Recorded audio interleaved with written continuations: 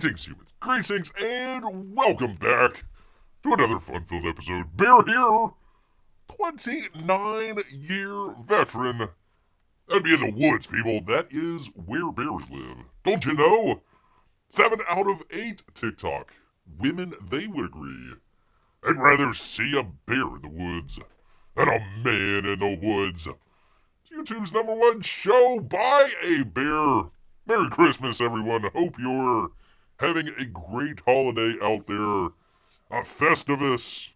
Whatever you happen to celebrate out there, I hope you're having some good times, some winter cheer all around. Bear is making a list. He's checking it twice.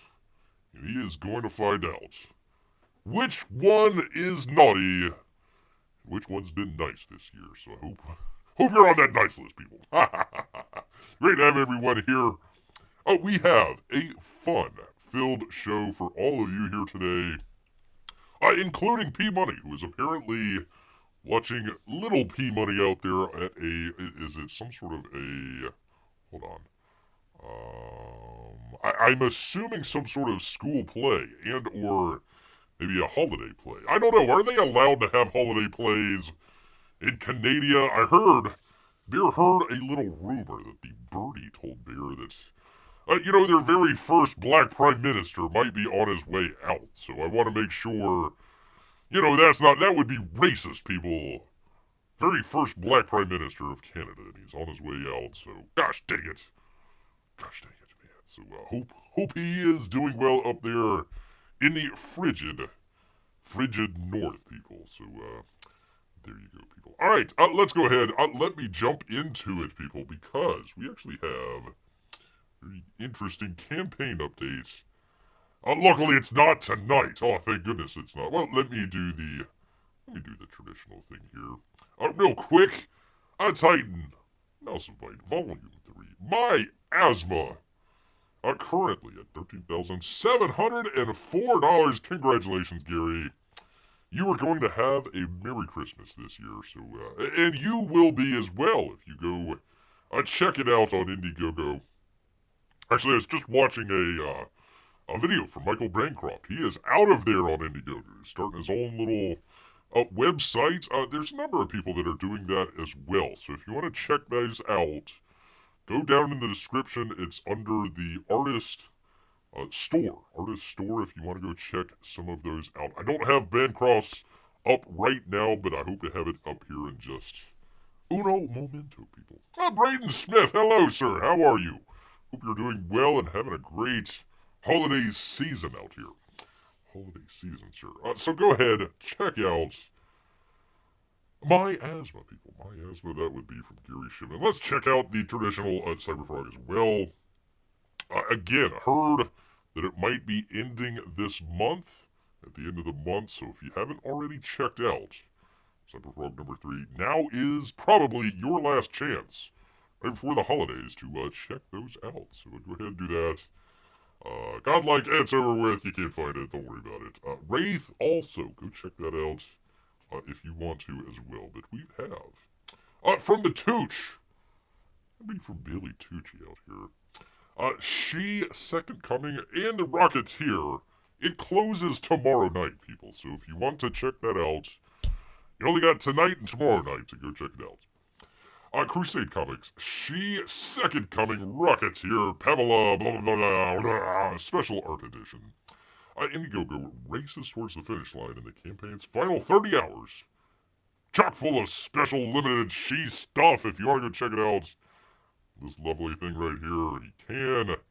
If you want to check out the Rocketeer, there you go as well. So, let's see. It features Tucci's original story that appeared in the Eisner Award-winning Comics for the Ukraine.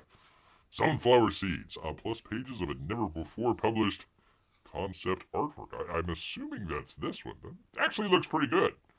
Kind of like that one. Pretty cool. I'm not sure if he's offering art, the interior page art stuff that he sometimes does. So we'll see. Let's see, Cliff Secord, just check out the Ukrainian Sniper, somebody I can't pronounce, yada, yada, yada, 32 pages, plus a special exploring the young, extraordinary Ukrainian woman and pays tribute to the Rocketeer legend, Dave Stevens. So go check it out, people. You only got one more night before it's gone. He's also got a special bloody night. Oh, with Billy Tucci, welcome Mike Barron and a Dr. Daniel Friedman to discuss their latest project as Sherlock Holmes. Leviathan, people. Actually looks pretty good. Mike Barron always doing some great work out there. Always doing some great work. Let's see, Braden says, I'm doing very good. Oh, that's excellent. And I hope you are too. You play games, and if yes, then what do you play? Actually, Brandon, that is a great question. I'm glad you brought it up. Bear has been considering. I've been playing around with it. Bear is on the PlayStation. I've got a Macintosh, but it really doesn't game, so I wouldn't count on that. So I've got the PlayStation. I've been trying to record some videos on there and see how well it will transcribe over. And I possibly may start thinking about maybe streaming some of this stuff as well. So lately it's been they just came out with a new DLC for the Grand Theft Auto game. The new one's come out next year, I think, sometime. We'll see, Rockstar. We'll see. Also, the Red Dead Redemption 2 game. I like to get back into the Gran Turismo game and also the Metal Gear Solid. That's always a solid video game, the number 5 there. So those are a couple that bears looking at. Coming up, maybe the new Civilization game that's coming out. I think it's in a couple months, so it's not out yet. But if you have any recommendations, let Bear know. Looking at streaming. I haven't figured it out quite yet to figure out how to do it, but once Bear does, watch out, people. Watch out. Might be a Barely Gaming. I like that name. Barely Gaming. Barely Gaming here. So, we'll keep an eye out. We'll keep an eye out, Brandon. There you go. There you go. Elk Boy is here. Hello, Elk. I hope you found the show. Oh, we're live here. So, Elk, commented earlier today on the archive channel. So if you haven't checked it out, Bear always archives the channel on the archive channel over there. You can find it in the description. So this is the actual live show. This is the live show. So you can ask Bear anything. He may answer it. He may not. You never know. But great to have you here, sir. Great to have you here. We kind of do a sort of, it's kind of a variety show, really. We're mainly talking about comics, so we're talking about the Rocketeer comic here, and the She comic from Billy Tucci.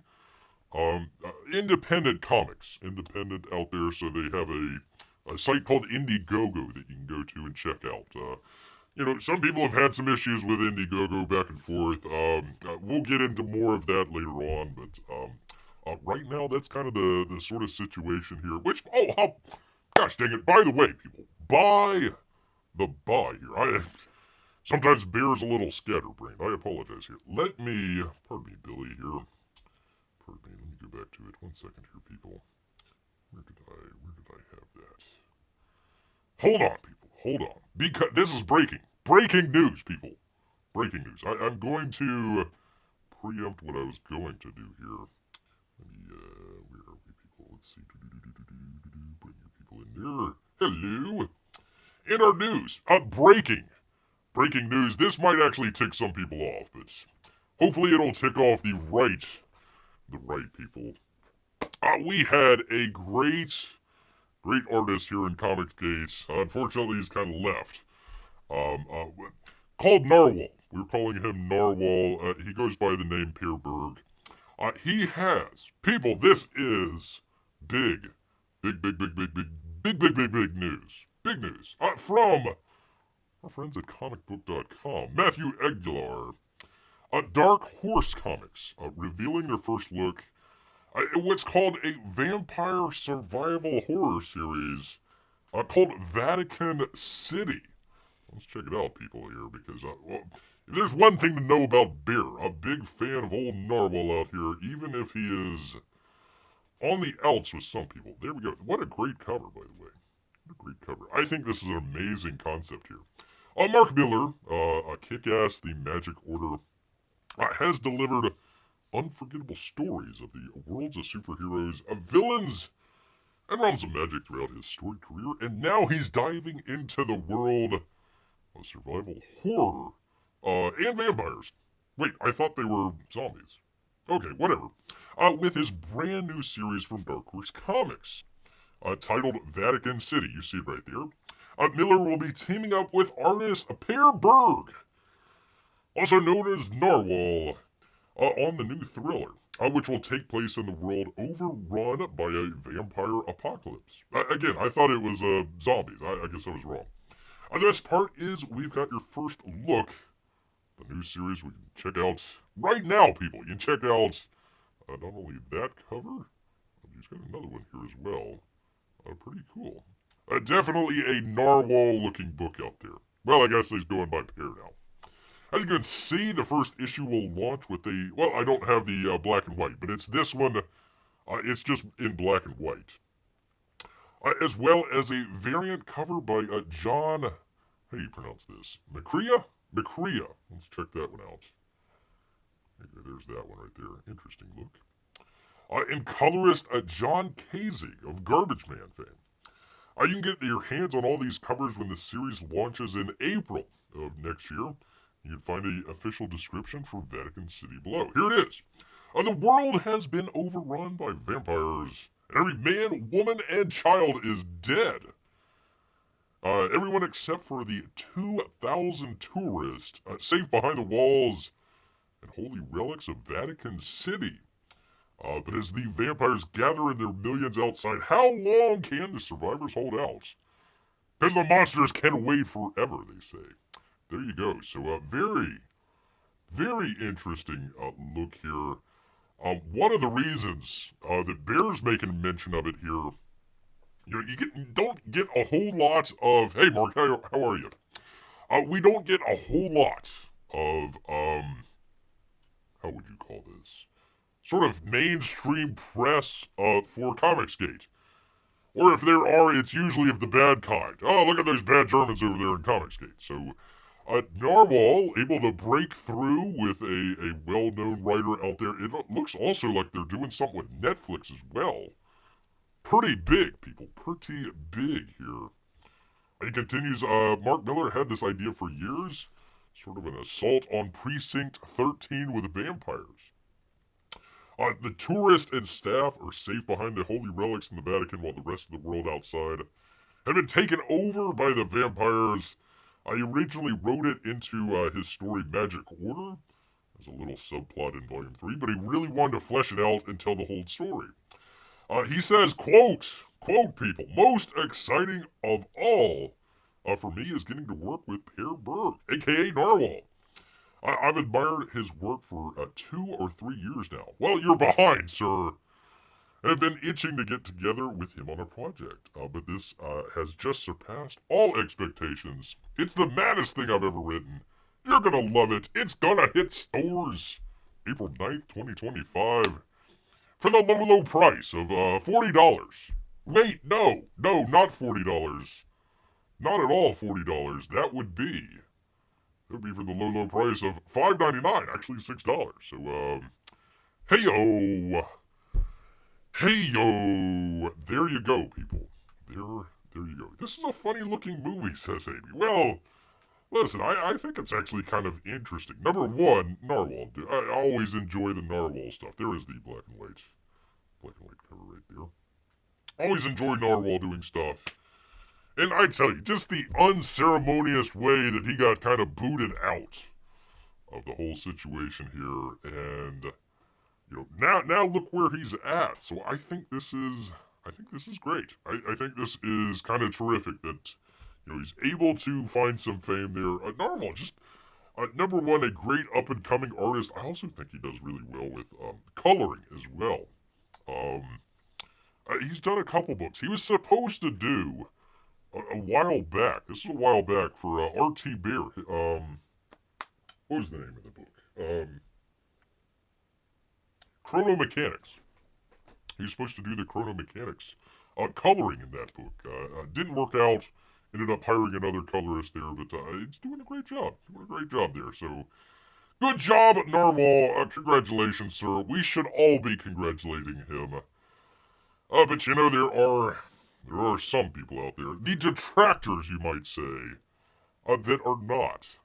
So, clippers out there, go ahead and clip that. Let people know high and wide what Bear thinks. What Bear thinks about that. So, again, congratulations, Narwhal. Let's see, Marc is in Japan. This is so bizarre, he says. Konnichiwa. Konnichiwa, sir.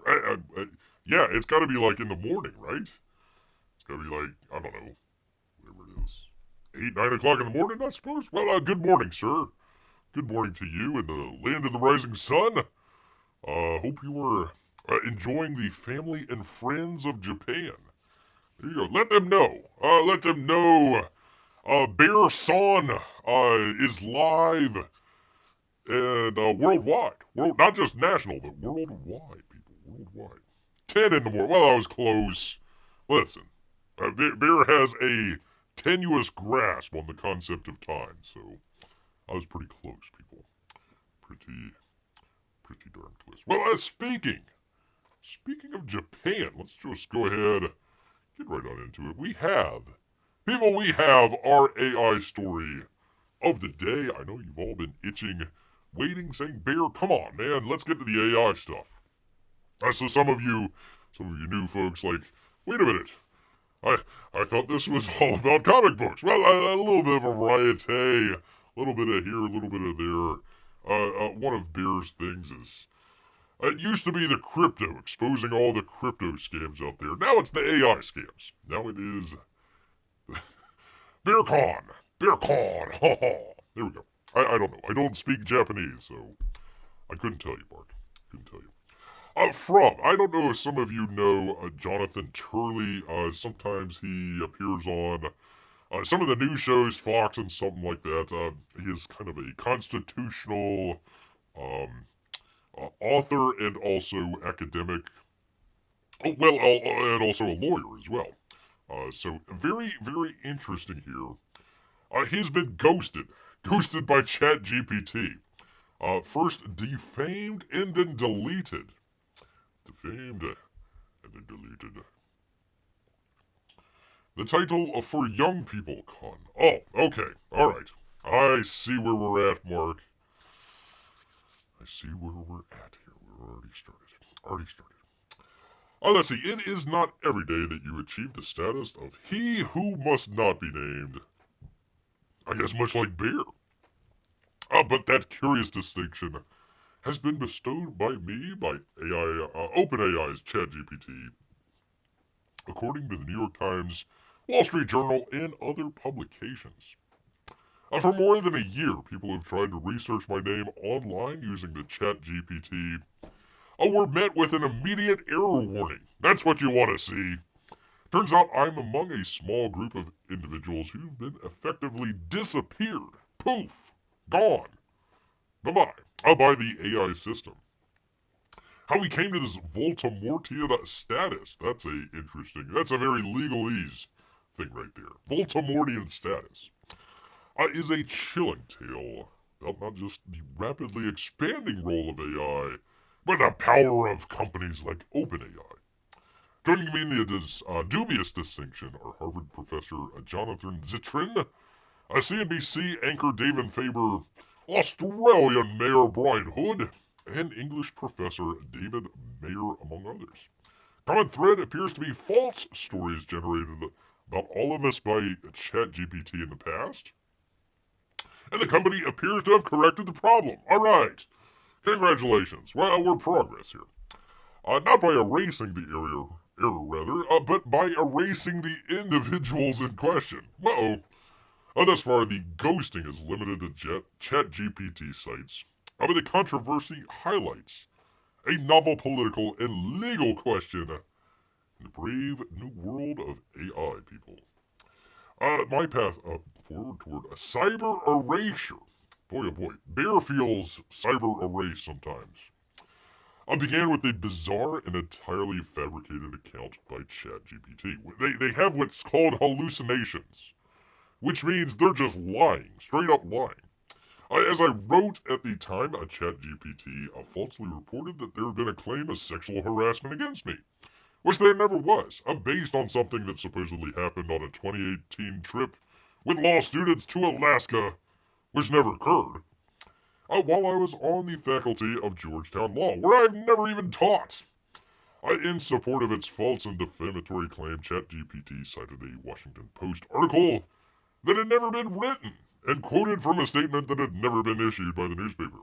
Washington Post investigated the false story, discovered that another AI program, Microsoft's Bing, congratulations Microsoft, which is powered by GPT-4, repeated the false claim. Although some of those defamed in this matter choose to sue the companies, please, sue them into the ground.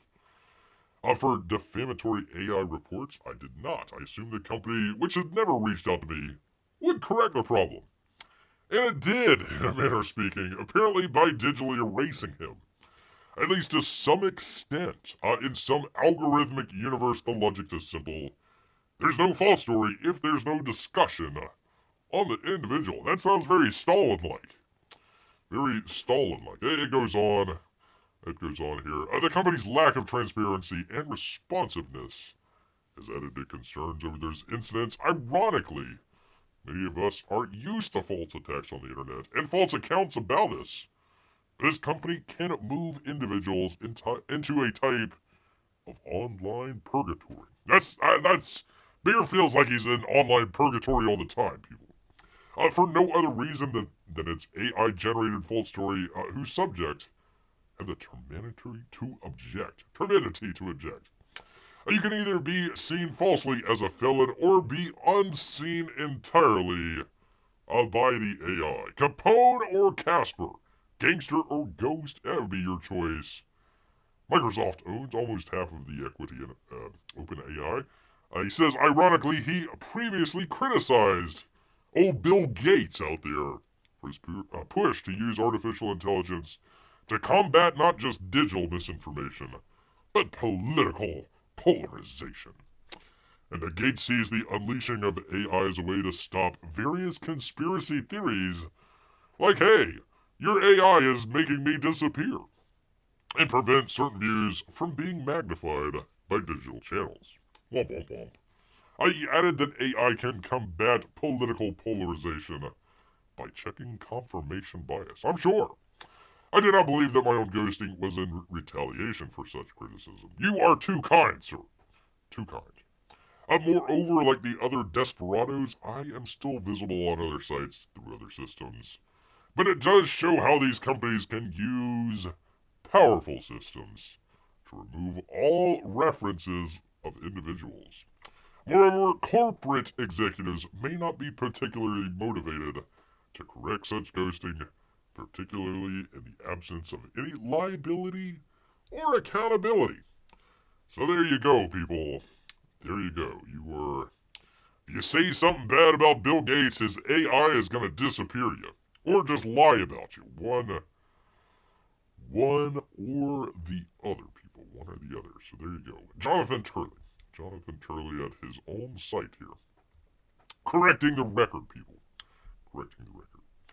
How did Marc end up in Japan, asked Amy. Well, one would hope, he flew in voluntarily. It wasn't like Shanghai, and all of a sudden, wait, pardon me. Are we still allowed to say Shanghai? I don't know, people. I don't know. I apologize. I know it's not in Japan. I know that.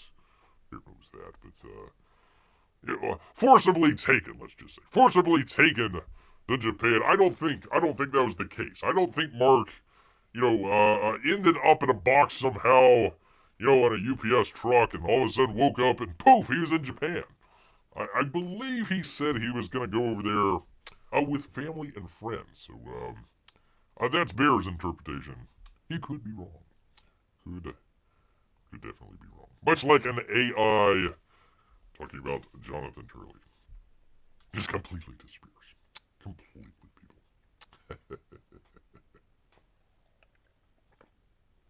All right, well, from disappearing an individual, that would be to disappearing an entire film.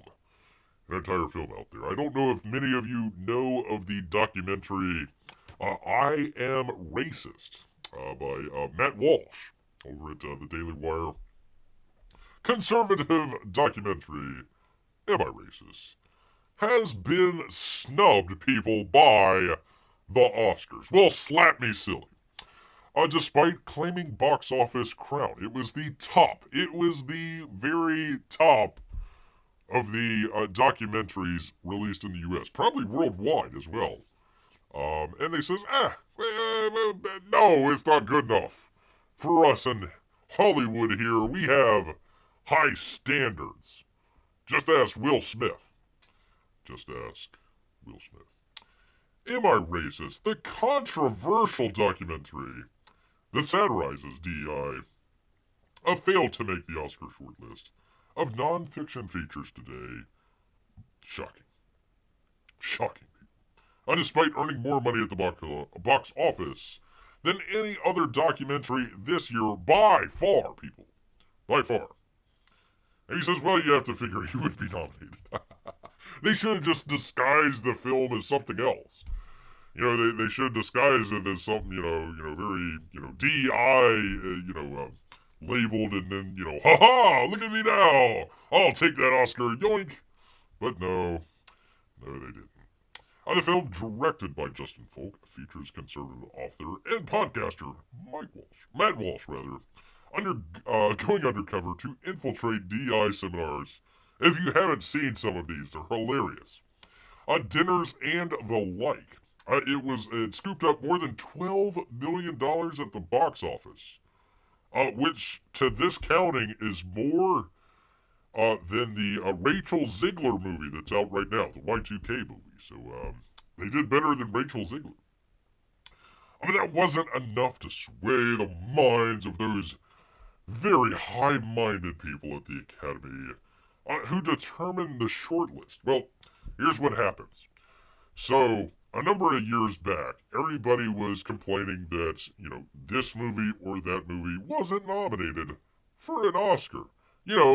Because Oscar's so white and all this other stuff. It's a bunch of BS, but that's where it was. So they decided, what we need here is not the best movie. We need participation trophies. So that's what we get. You basically get, a pre-release of Oscar hopefuls that the Oscar's really looking at, the Academy's looking at, rather.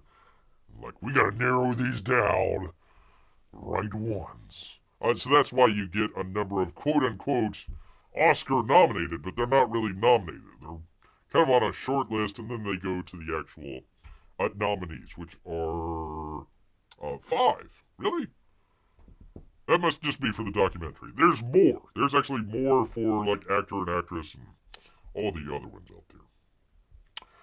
It may come as cold comfort to the Am I Racist team, but films with an overtake on American politics were all spurned by the documentary branch. Those include a Wachowski vs. Texas. That would be an abortion access documentary produced by whoever, then Hillary Clinton, Chelsea Clinton, does she ever do anything? And Jennifer Lawrence, among others. Also left out, Carville is winning everything stupid, except for in 2024. And then you're just stupid, apparently. Matt Tyoner's film about Democrat political strategist James Carville. And also Crazy Man. And the Michael Douglas executive produced and narrated film America's Burning, a hot take on the summer of love in 2020. No, wait, the political polarization and dysfunction, people. Yes, indeed. 2 films that document the rise of Christian nationalism movement. Qualified, of course! Naturally. Why not? I mean, just in time for Christmas. Let's see. God and Country, directed by Dan Pertland, and Bad Faith, Christian nationalism's unholy war on democracy. A Gonzo for Democracy, a film that follows journalist, quote-unquote journalist, Lauren Windsor on her quest across America to expose election deniers. How's that working? And impending threats to democracy ahead of the 2024 election. Didn't make the short list either, probably because it was stupid. Am I Racist is distributed by Daily Wire Plus. And we all know about that, Ben Shapiro, yada yada yada. We're in a country that had slavery at one point, Walsh said during the panel. And now, although slavery existed as an institution all across the world for thousands of years, in this country it certainly was a racist institution. Nobody denies that. But in modern America as it stands today, there are no laws or policies on the books that have the intention of disadvantaging black people, people we call quote-unquote people of color. That doesn't exist today, and I think you have to allow society to progress. And there you go.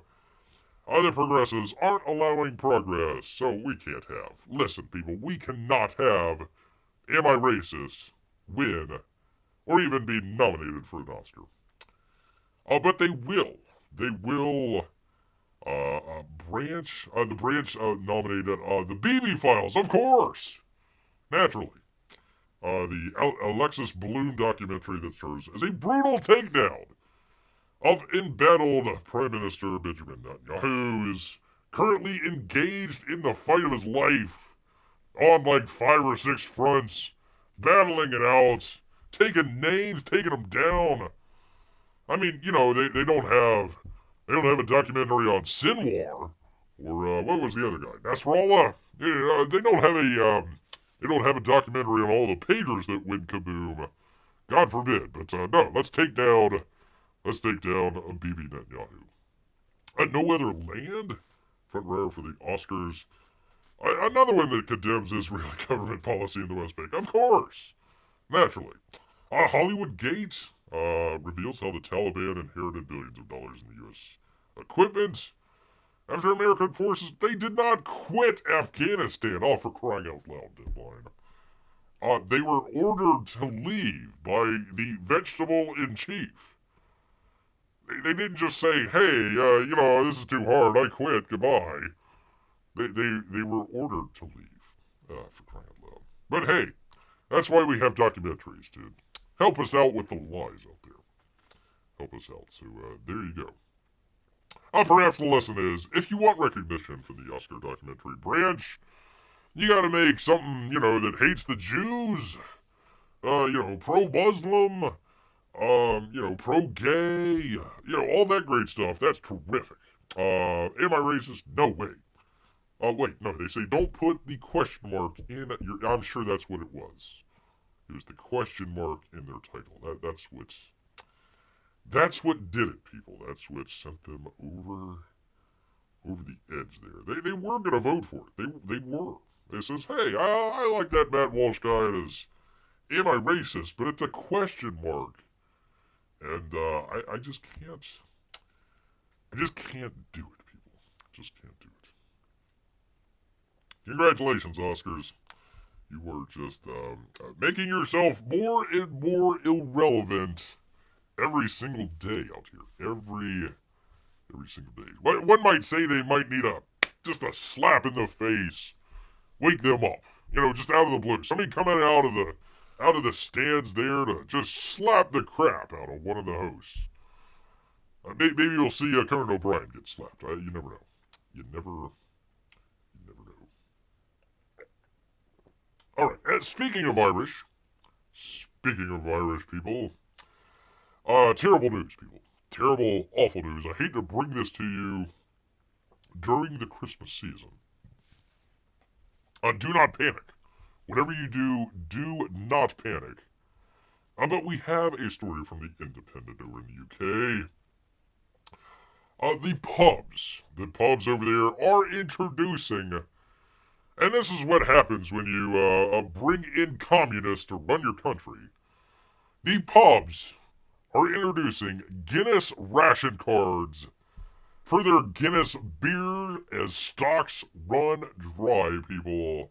Nationwide shortage just before Christmas. From Athena Stivu and Jabed Ahmed. Does Ahmed even drink? Get out of here.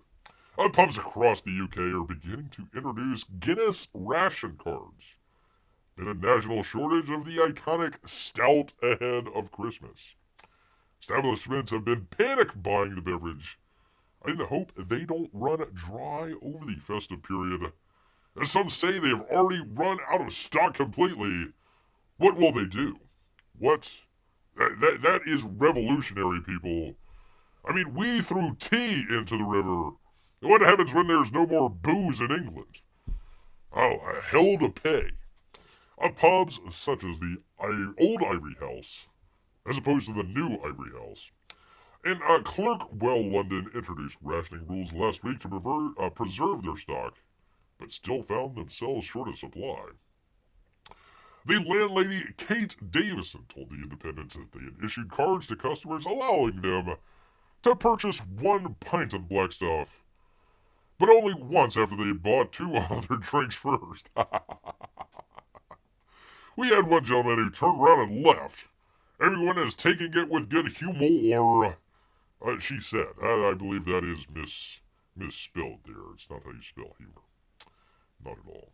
The strain on the supply has been brought on by a surge in demand.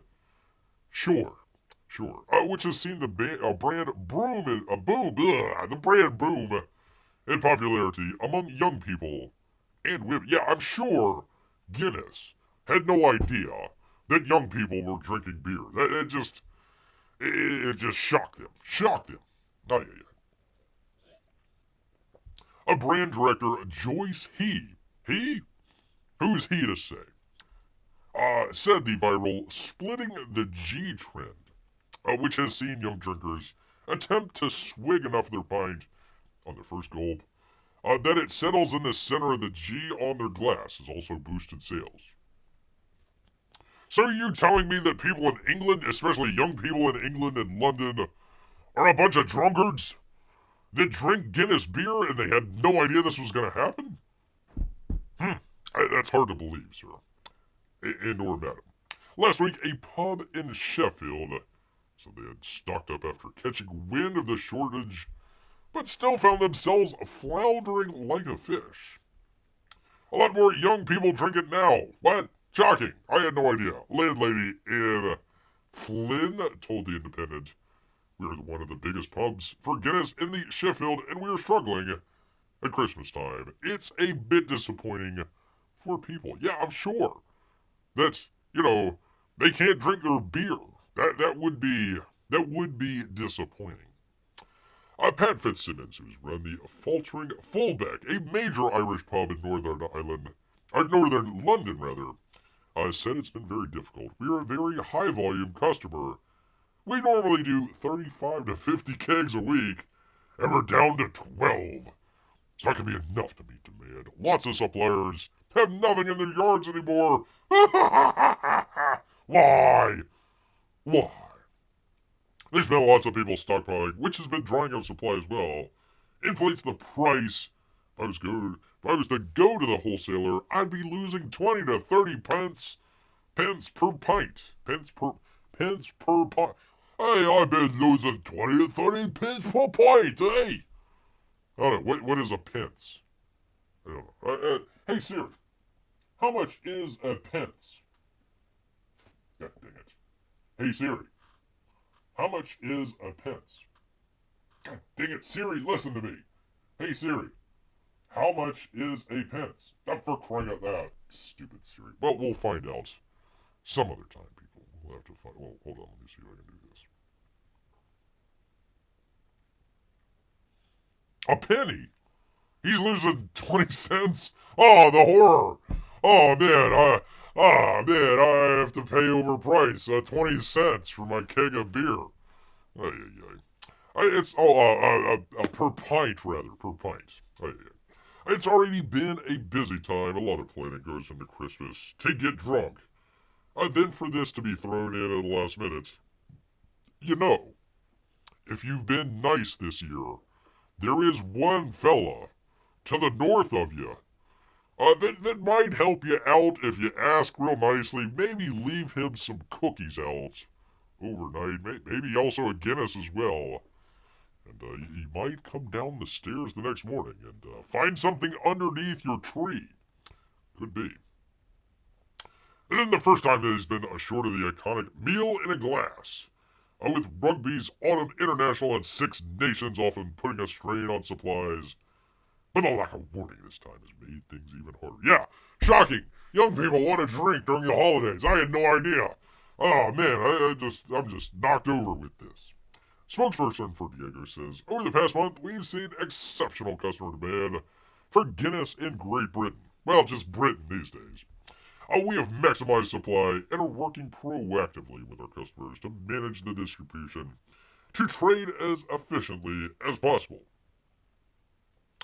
Have you considered watering it down? That could be one way to do it. Just water it down. After their third or fourth drink, they might not even notice. Might not even notice any of that, people. There you go. There is your hard news story for the day, people. Hard news story for the day. But let's bring it around back to America where it should be. And we've got this from the New York Post and Brooke Cato. This is, people, can you guess? Can you out there in the chat guess? America's most expensive fast food chain, people. Does anybody have a clue who that could be? As fast food chains hike prices across the nation, one came out on top for being the priciest of them all. That'd be Shake Shack. Shake Shack, people. Let's take a look. Let's see how much they're charging here. Let's see. There we go. All right. Let's see. Here's the Shake Shack menu. Let's find out. Let's find out together. All right. There is the burgers. Let's make this a little bit bigger so Bear can see. Let's see. Burger. The regular Shake Shack burger. I've never been to Shake Shack, so this is all new to Bear. Regular Shake Shack burger with cheese, lettuce, tomato, and what they call shake sauce. That would be $7.29 at this particular location. Let's see, the smokestack, which is the same but with bacon and cherry peppers. $8.89, almost $9. We haven't even gotten to the drinks or the fries just yet.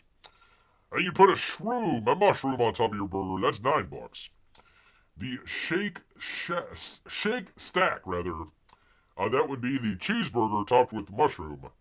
That would be $12, almost $13 for a burger. And just the regular old hamburger. Just give me a hamburger. I don't need nothing crazy with it. That would be nearly $7, or $10 almost, $9 really, for a double out here, people. Chicken. We don't care about chicken. Hot dogs. Almost $5 for a hot dog. In the fries, $4 for just the fries, $5 for cheese fries, and you're looking at almost $7 for bacon cheese fries. Although that might be worth it. Truffles. Yeah, I would imagine you would be spending money if you're putting white truffles on your burger. Yeah, I think that would be. Quite a bit. Quite a bit. Then of course you gotta get your shake. It would be a Shake Shack without a shake. $6, almost $7 there. $7. Oh, that's the limited time ones. The classics, $6. Six whole bucks, people. So quite a lot for a little burger here. Earlier this year, Shake Shack raised its menu prices by 3%, said the burger chain's CFO. The Post has reached out to Shake Shack for a comment or maybe a coupon. The study conducted by Preply also found out that celebrity-owned restaurants regularly receive complaints about being overpriced. In particular, Gordon Ramsay. You stupid donkey! While diners may be willing to pay a premium for a trendy atmosphere and their favorite celebrity chef's name on the building, they can feel let down if the food served and the service offered doesn't quite match the quality they've anticipated. Well, maybe. Despite New York City being home to many A-list owned hotspots and Shake Shack location, the study found the Big Apple was actually considered to have the least overpriced eateries among major U.S. cities. Oakland, San Jose, and Virginia Beach all beat them out. Authors determined each city's score by finding reviews of local restaurants and looking for keywords such as pricey or rip-off, and analyzing how frequently they were used by patrons. Oh, so they didn't even... Oh, for crying out loud. They just scraped by with a bunch of reviews on Yelp, and it's like, yeah, of course, these are overpriced. Just look at the menu price, for crying out loud. I can't even do the work. The study comes amid price hikes at fast food chains nationwide, which have customers irate. Chipotle is latest to suffer customers' wrath, as former fans swore off the eatery due to the skyrocketing price, having to spend their money at their competitors.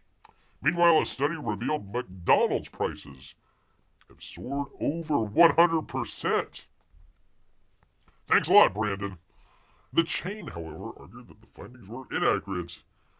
As the report notes itself, pricing is set by individual franchisees and varieties by restaurant, company says. Yeah, so one could be ripping you off, and the one down the street could be ripping you off slightly less. This is not an accurate representation of the historical or current pricing at McDonald's restaurants, and the 2024 average price listed are significantly inflated. Thanks, Brandon. President of McDonald's also released a statement, which he said menu item prices have only increased a fraction, and that the price of the Big Mac on average has only gone up 21%. 21% for a Big Mac. For a Big Mac at Mickey D's. Which, by the way, I actually was watching a video last night. We had the story a couple weeks back about a Shake Shack going, you could get it on Delta if you fly first class, coming out of Boston. So a couple, they ended up trying it and said it wasn't half bad. Of course, you're paying like $600, for the privilege of flying and eating a hamburger at 30,000 feet, but, if that's what you want to do, there you go, people. There you go. You can fly the friendly skies and eat your Shake Shack burger 30,000 feet. Enjoy it. Enjoy all of it, people. So there you go. There you are, people. At New York Post and Brooke Cato, people. Brooke Cato. All right, let me get back to the thing. With the thing here, why is this all out of whack? Hold on one second. Let me get back to where we were. There we go. There we are. All right, well, I have apparently stunned the audience with Bear's brilliance out here. So I want to thank everybody for showing up tonight, including a lot of our new members out there. I hope you have stayed along till the end. If you have, thank you so much. As always, we try to do this every Wednesday and Saturday evening, right at 8 o'clock, or apparently 10 o'clock Japanese time, if you want to watch it in Japan. We try and do it every Wednesday and Saturday. Normally kind of a variety show. Usually we do more comic stuff. It's just how that cookie crumbled for Bear here. Getting towards the end of the year. So hopefully going to be doing the James Bond Thunderball watch along here. Not sure if I want to do it Saturday, or I might wait a little bit and try it out. Christmas is on Wednesdays, next Wednesday, so I don't know if Bear was going to take, the evening off, or if you people wanted to see a show on Wednesday. So I might actually put that as a poll question, but that would be a great time to do the James Bond watch-along. Would be kind of a Christmas Eve movie watch-along with all the great people out there. James Bond, as we know, great Christmas movie.